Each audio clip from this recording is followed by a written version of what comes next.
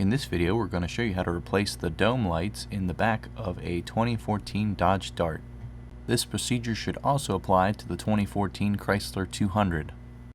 Using a screwdriver covered in a small cloth, gently pry from the hinged area as illustrated.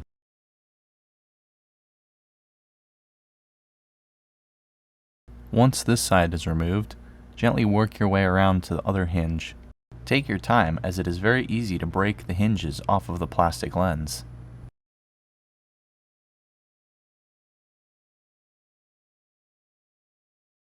It is also a good idea to make sure that the bulb is off before removing the lens. Note the tab at the back of the lens. Next, gently remove the reflector as illustrated.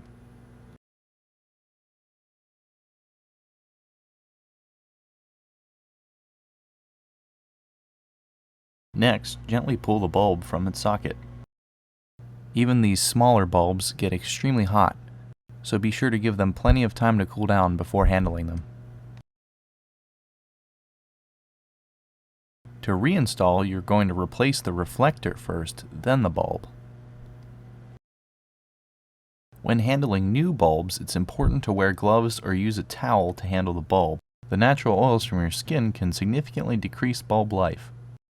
Replacing the outer lens is probably the trickiest part of this procedure. Using a small screwdriver, push the switch inward. This will allow for the tab I was talking about earlier to slide into place.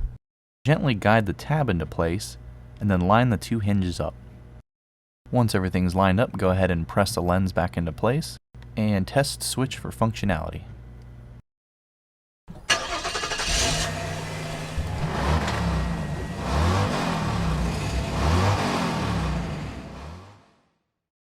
Today we're working